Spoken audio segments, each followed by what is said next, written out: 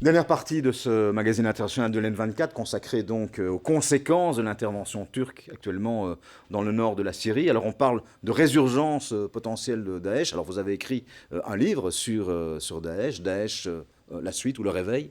Alors justement, c'est quoi cette résurgence? C'est une résurgence organisée, une résurgence dormante, c'est une opportunité, des opportunismes. Comment est-ce que ça peut se traduire sur le terrain? C'est une résurgence idéologique avant tout. En réalité, c'est comme un virus, une idéologie ne meurt jamais. Et si vous avez à un moment ce territoire aujourd'hui qui a provisoirement disparu, je pense que le califat peut être encore considéré comme un succès pour beaucoup et il servira probablement de point d'appui ou de mythologie pour d'autres malheurs malheureusement à venir. Je voudrais juste citer le rapport du Conseil de sécurité des Nations Unies du 15 juillet, qui est un rapport sur l'état de la menace et de Daesh et qui estime encore aujourd'hui à peu près à 20 à 30 000 individus qui circulent librement dans la nature, qui sont partis sur ce que j'appelle d'autres franchises de Daesh, c'est-à-dire à peu près une quarantaine de pays dans le monde, avec un glissement vers l'est du monde, vers l'Asie bien sûr, vers les Philippines, vers l'Indonésie, et un budget probablement estimé encore de ce que l'on appelle Daesh, de 50 millions à 300 millions d'euros. Je pense que quand on a parlé de la plus grande entreprise terroriste de l'histoire, je crains qu'elle ne s'en arrête pas uniquement à 3 ans d'existence sur un territoire bien circonscrit,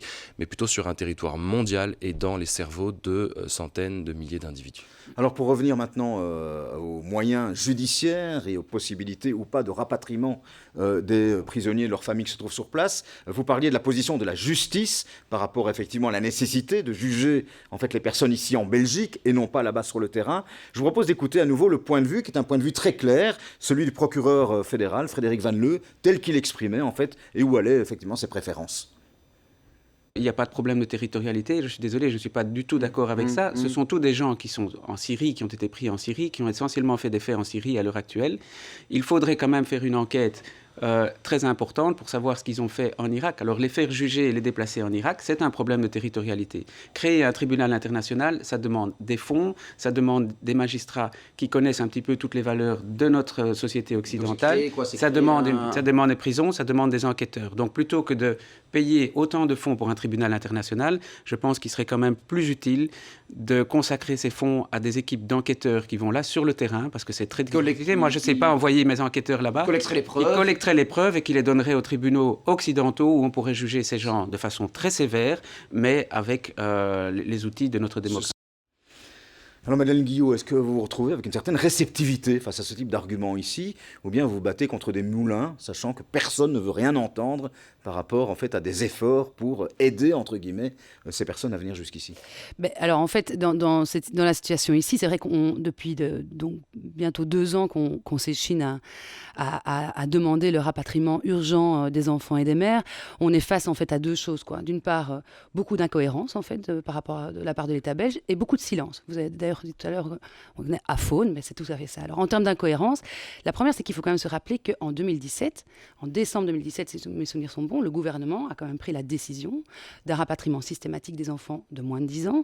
Et pour les enfants de plus de 10 ans, c'était au cas par cas. La deuxième chose, c'est qu'il y a déjà eu des retours. Il y a déjà plus ou moins 22 enfants qui sont revenus, des mères aussi, qui ont fait une partie en détention en prison. Et en fait, ça fonctionne. Les enfants sont pris en charge aussi par les services psychosociaux. Tout fonctionne bien. Parce qu'on parle au total de quoi? 120 personnes, d'après les dernières études rendues d'ailleurs pas du tout, pas du tout, bien moins.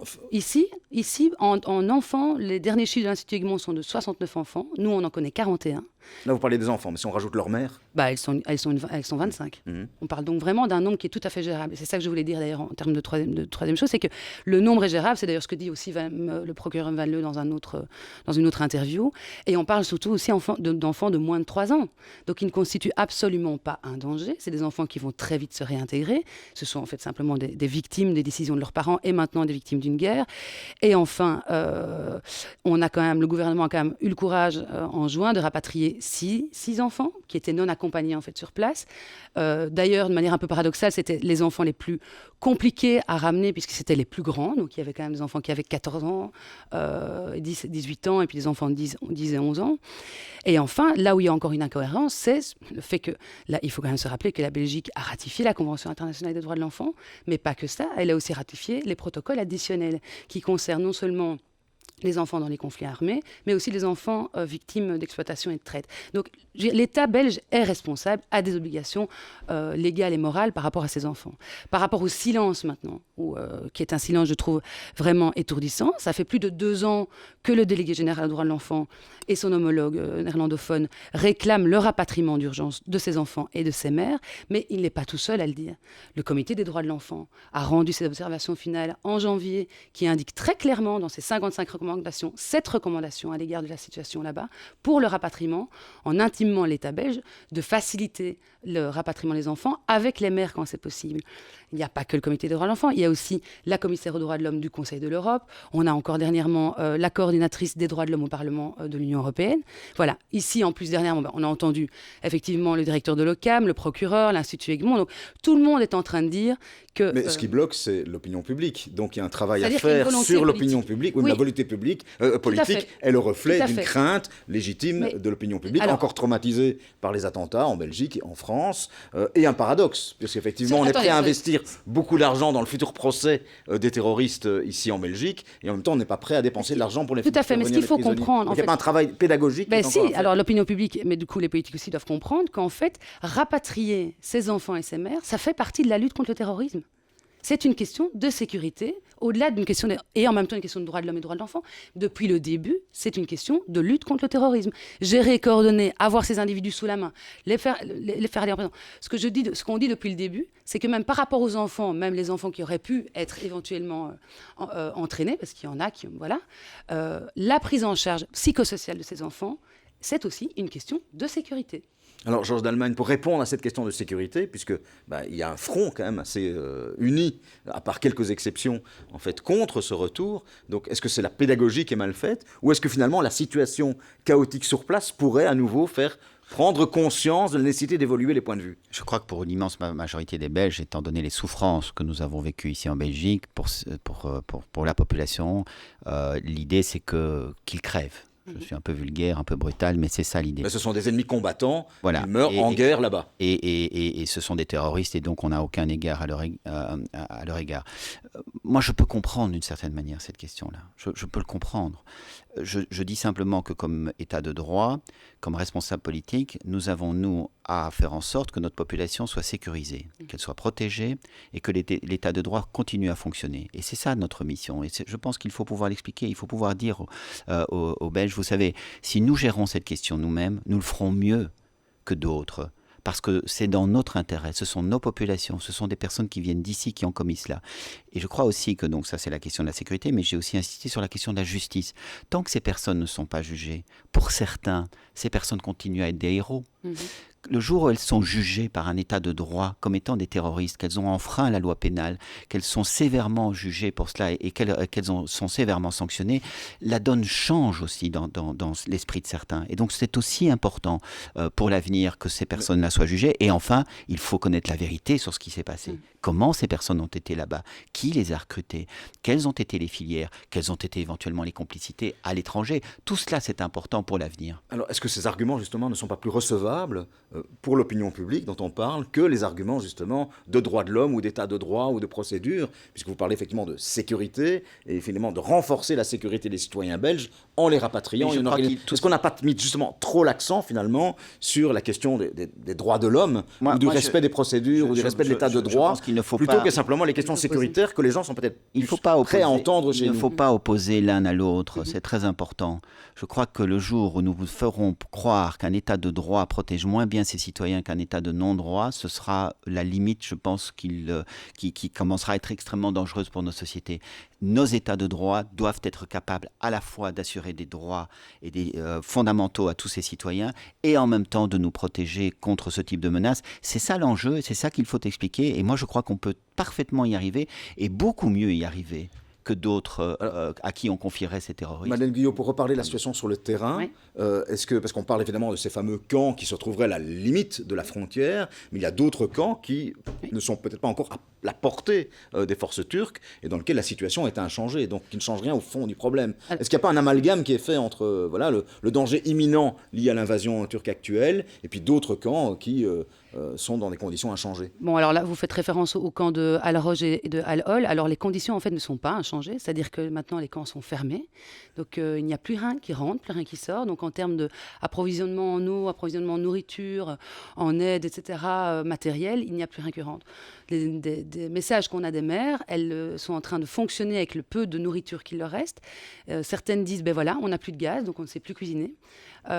Si on veut obtenir de la nourriture, c'est extrêmement cher. Alors on sait que, évidemment, le fait d'avoir de l'argent là-bas sur place, c'est très compliqué. Il faut quand même savoir que les conditions dans les camps de Al-Roj et de Al-Hol, c'est pas des conditions, c'est pas l'hôtel, hein.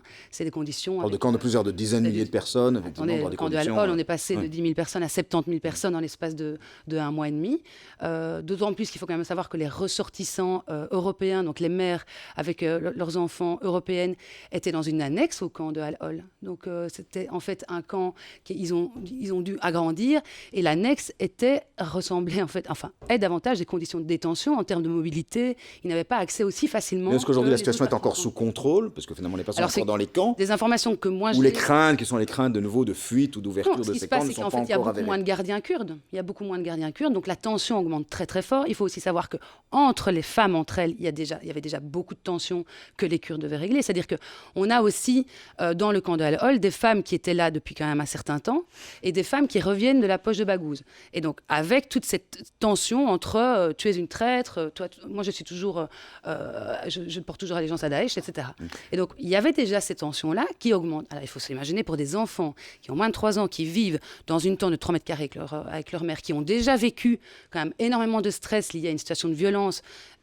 Voilà, et maintenant dans le camp, ils sont encore dans cette situation de violence avec encore moins de protection et encore moins de garde. Et donc, dans cette situation de chaos et d'urgence, quelle est la principale urgence aujourd'hui pour vous dans votre travail? Nous, ce qu'on réclame, en tout cas ce que le délégué général aux droits de l'enfant réclame, c'est un rapatriement sans délai de ces enfants et de ces mères belges, d'autant plus qu'il faut... Mais on a les capacités de le faire, les ayant identifiés, on sait exactement où les trouver, j'allais venir. Et ça pourrait être fait. J'allais venir. Et c'est là où il y a quand même, quelque chose qui est terriblement scandaleux, c'est-à-dire que les enfants dont on parle, je vous parle d'une liste d'enfants, de 41 enfants, on a leur nom, on a leur date de naissance, on connaît leur mère, on connaît même leur état de santé, étant donné que le délégué aux droits de l'enfant, avec le professeur Lose de la VUB, Child Focus, ont visité ces enfants il y a à peine 4 mois d'ici. Donc, ils sont là, ils sont identifiés et localisés. Quand je vous parle de ça, c'est vraiment une liste que détient l'OCAM, la Sûreté de l'État, les autorités belges. Donc il y a en tout cas moyen d'aller les chercher. Alors dernière question à tous les deux. On parle de bombes à retardement, on parle de résurgence. Quel est effectivement le principal danger de l'intervention actuelle et le principal enjeu en fait de l'intervention actuelle, au-delà des problèmes dont on a déjà parlé, Sébastien Boucher? J'ai l'impression qu'on est dans un jeu de massacre malheureusement anticipé et que à la fois la région, ou en tout cas les populations, seront à un moment ou un autre instrumentaliser une part de martyr ou de sacrifice pour les uns ou pour les autres, que ce soit pour les Kurdes ou que ce soit finalement pour les djihadistes, ou en tout cas qu'on appelle comme tels. C'est une véritable question fondamentale sur la question de la sécurité, mais également sur la question idéologique, parce que dans le corpus idéologique de Daesh, on a tendance en général à glorifier les morts. Il y aura cet aspect-là pour ceux qui tomberont, mais je crois qu'on va aussi glorifier ceux qui s'en seront sortis et ils deviendront finalement des personnes à imiter. Quand il y a eu la guerre en Algérie dans les années 2000, nous avons retrouvé les vétérans d'Afghanistan. Donc il y a une sorte de processus comme ça de construction pour l'avenir de la menace idéologique, sécuritaire, mais également de mythologie extrêmement forte qui constitueront les fondements probablement d'une autre menace à venir. Alors Georges Dallemagne, justement, plus grande urgence et plus grand danger. La plus grande urgence, c'est d'aller au secours de ces populations. Elles sont en train de mourir là-bas sous les bombes. Je pense qu'il faut pouvoir arrêter ce massacre, apporter une aide humanitaire. Le plus grand danger, personne n'a de boule de cristal, mais on comprend bien que ce nouveau front, cette nouvelle guerre qui s'ouvre dans un pays profondément meurtri, qui est toujours en guerre. On parle moins, par exemple, de la bataille d'Idlib, mais qui est toujours en cours. Des tensions très importantes sur le plan régional. On a vu qu'il y a des missiles qui ont été percutés à un navire iranien récemment. La tension entre l'Arabie Saoudite, l'Iran, une population irakienne qui est aussi à bout de souffle, qui se révolte dans le sud. Il y a toute une série d'endroits de tension dans cette région-là. On vient d'en rajouter au moins 2, parce qu'il y a donc ce conflit entre la Turquie et les Kurdes de Syrie, mais on voit l'armée de Bachar el-Assad qui progresse également. Je crois qu'effectivement, il y a là de nouveau les conditions d'une déstabilisation encore plus importante, plus lourde, plus profonde, plus durable, avec des conséquences sur notre sécurité, sur notre avenir à nous, qui sont extrêmement importantes. Madame Guyot, en dernier mot. Oui, si rien n'est fait, en fait, ce qui va se passer, c'est que ces enfants qui sont identifiés, localisés, n'ont pas de papier. Et donc, en fait, ils vont se retrouver apatrides, sans aucune existence légale, sans aucun accès à leurs droits. En fait, si rien n'est fait, l'État belge crée 41 enfants ou 69 enfants apatrides. Merci Madeleine Guyot, merci Georges d'Allemagne, merci Sébastien Boussois. Je vous rappelle votre livre Daesh, la suite, aux éditions de l'Aube. Merci d'avoir participé à ce magazine international de l'N24. L'information continue bien évidemment sur l'N24. À bientôt.